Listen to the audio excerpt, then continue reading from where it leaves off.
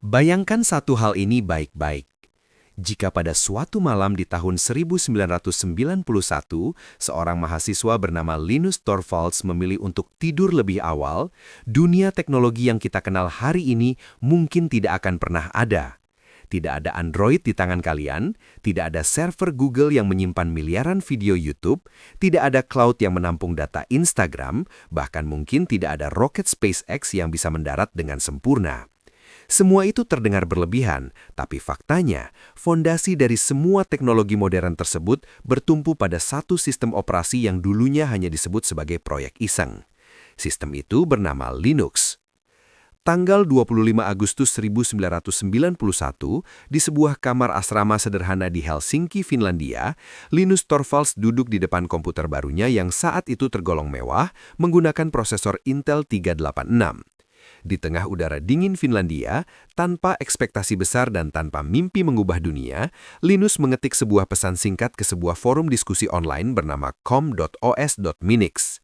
Isinya sangat sederhana dan bahkan terdengar merendah. Ia menulis bahwa dirinya sedang mengerjakan sistem operasi gratis hanya sebagai hobi dan tidak akan menjadi sesuatu yang besar atau profesional seperti GNU. Tidak ada yang menyangka bahwa pesan santai itu kelak akan menjadi salah satu momen paling bersejarah dalam dunia teknologi. Saat ini, lebih dari 30 tahun kemudian, hampir seluruh internet bergantung pada sistem yang sama. Server Google, Facebook, Instagram, TikTok, Netflix, hingga YouTube yang kalian tonton sekarang berjalan di atas Linux. Semua superkomputer terkuat di dunia menggunakannya. Robot NASA di Mars mengandalkannya. Bahkan ponsel Android di saku kalian secara teknis adalah komputer Linux versi mini. Dunia modern berdiri di atas sesuatu yang lahir dari kamar asrama dan niat sederhana seorang mahasiswa. Untuk memahami betapa besarnya dampak Linux, kita harus mundur ke masa sebelum sistem ini ada. Di akhir tahun 1980-an dan awal 1990-an, dunia komputer adalah dunia yang mahal, eksklusif, dan tertutup. Jika seseorang memiliki komputer, pilihannya sangat terbatas. Sistem operasi paling populer saat itu adalah MS-DOS dan Windows versi awal. Keduanya dikembangkan oleh Microsoft dan bersifat tertutup. Artinya, pengguna hanya bisa memakai apa yang diberikan, tidak bisa melihat kode di dalamnya, tidak bisa memodifikasi, dan jika ada kekurangan atau bug, pengguna hanya bisa pasrah menunggu perusahaan memperbaikinya. Di sisi lain ada sistem operasi yang sangat dihormati, hampir dianggap sebagai dewa di dunia komputasi, yaitu Unix. Unix terkenal sangat stabil, aman, dan powerful. Sistem ini digunakan oleh bank, institusi besar, dan militer. Namun masalahnya sederhana, harganya sangat mahal. Lisensinya tidak terjangkau bagi mahasiswa atau pengguna biasa. Unix adalah simbol kekuatan, tapi juga simbol eksklusivitas. Sebenarnya ada satu alternatif yang lebih terjangkau, yaitu Minix. Sistem ini dibuat oleh seorang profesor bernama Andrew Tannenbaum dengan tujuan edukasi. Minix dirancang khusus untuk mengajarkan konsep sistem operasi kepada mahasiswa. Linus Torvalds yang saat itu baru membeli komputer barunya, memilih menginstal Minix. Awalnya ia senang. Ia akhirnya bisa belajar bagaimana sistem operasi bekerja. Namun rasa senang itu tidak bertahan lama. Semakin ia mendalami Minix, semakin ia merasa dibatasi. Minix tidak dirancang untuk menjadi sistem operasi harian yang kuat. Fiturnya sengaja dibatasi dan lisensinya tidak mengizinkan modifikasi besar-besaran untuk penggunaan praktis. Bagi Linus, ini sangat menyebalkan. Ia memiliki komputer yang cukup kuat. Ia memiliki rasa ingin tahu yang besar, tapi tangannya seolah diikat. Ia menginginkan sistem sekelas Unix tapi gratis. Ia memiliki Minix tapi tidak bebas. Dari rasa frustasi inilah, di tengah malam-malam dingin Finlandia, muncul sebuah ide sederhana namun gila.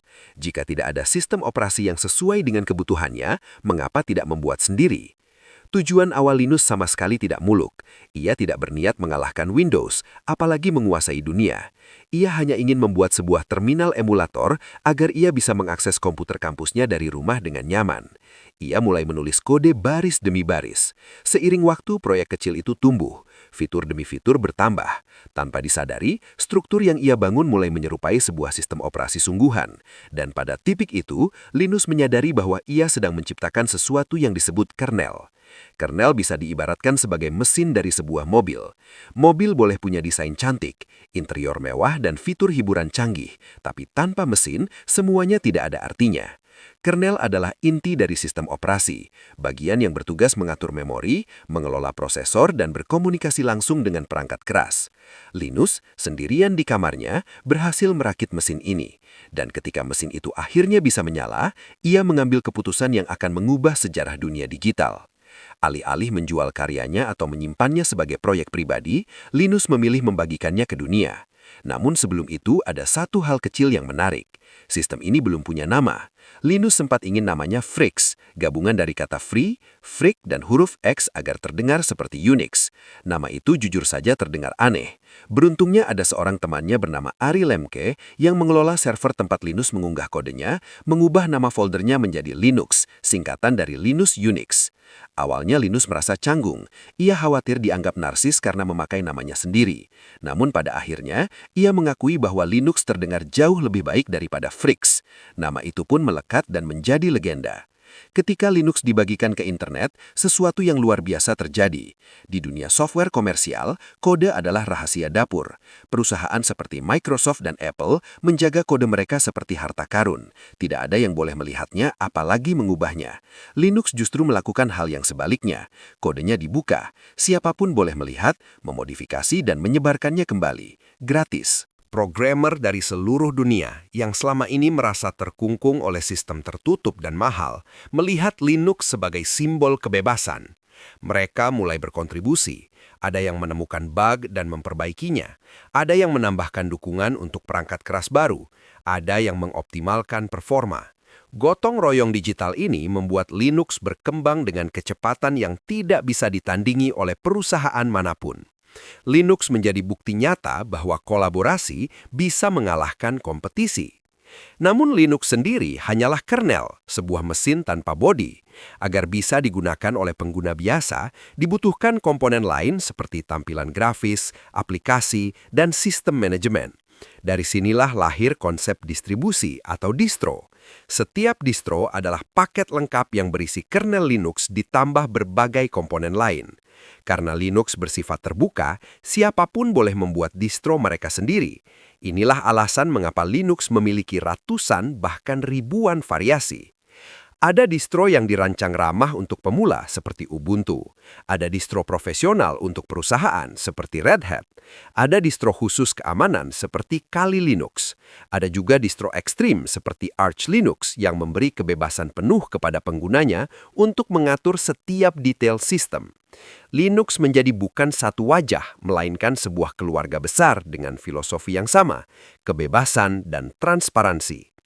Meski begitu, ada satu pertanyaan besar yang sering muncul.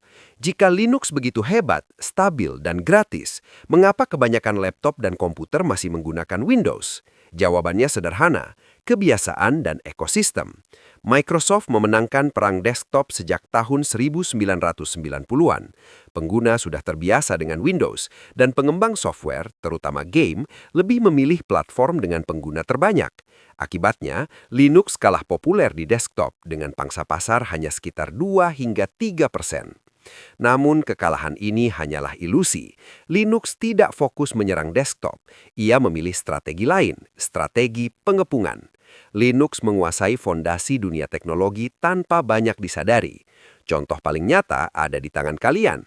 Android, sistem operasi ponsel yang digunakan miliaran orang, dibangun di atas kernel Linux. Andy Rubin tidak menciptakan mesin dari nol. Ia mengambil Linux yang sudah stabil dan gratis, lalu menyesuaikannya untuk layar sentuh. Setiap ponsel Android pada dasarnya adalah komputer Linux versi saku. Di atas itu, ada dunia cloud dan internet. Server-server raksasa yang menyimpan data global hampir semuanya menggunakan Linux. Alasannya sederhana, Linux ringan, efisien, dan bisa berjalan tanpa henti selama bertahun-tahun. Jika perusahaan seperti Google harus membayar lisensi sistem operasi untuk jutaan server mereka, biayanya akan luar biasa besar. Linux memungkinkan internet tumbuh tanpa batas. Di dunia sains, dominasi Linux bahkan lebih mutlak. Dari 500 superkomputer terkuat di dunia, 100% menggunakan Linux. Tidak ada Windows, tidak ada Mac OS. Dari simulasi cuaca global hingga riset medis dan eksplorasi luar angkasa, semuanya bergantung pada sistem yang lahir dari proyek iseng seorang mahasiswa. Yang lebih menarik lagi adalah perubahan sikap Microsoft. Dulu Linux dianggap musuh, bahkan pernah disebut sebagai kanker. Namun dunia berubah. Microsoft kini menjadi salah satu kontributor terbesar Linux. Mereka menyadari bahwa melawan open source adalah melawan masa depan. Kolaborasi bukan lagi pilihan, melainkan keharusan. Kisah Linux adalah kisah tentang rasa penasaran, kebebasan, dan keberanian untuk berbagi. Linus Torvalds tidak pernah bermimpi menciptakan sistem operasi terkuat di dunia. Ia hanya ingin belajar dan memecahkan masalah pribadi. Namun dari niat sederhana itu, lahirlah fondasi peradaban digital modern. Linux mengajarkan kita bahwa berbagi tidak membuat kita kehilangan apapun. Justru dengan berbagi, sesuatu yang jauh lebih besar bisa tercipta. Hari ini mungkin kalian masih menggunakan Windows di laptop atau Mac OS di kantor. Tapi tanpa Linux, dunia digital tidak akan berjalan. Linux mungkin tidak selalu terlihat, tapi ia ada di mana-mana, seperti oksigen. Dan mungkin setelah mendengar kisah ini, kalian akan melihat komputer dan teknologi dengan cara yang sedikit berbeda. Karena di balik layar, selalu ada baris kode sederhana yang ditulis oleh seseorang yang hanya mengikuti rasa penasarannya. Itu dia ulasan lengkap untuk hari ini. Jangan lupa untuk dukung terus channel ini dengan cara like, share, dan subscribe. Terima kasih banyak sudah meluangkan waktu nonton video Bedah Tekno. Saya Faiz, sampai jumpa di pembahasan berikutnya.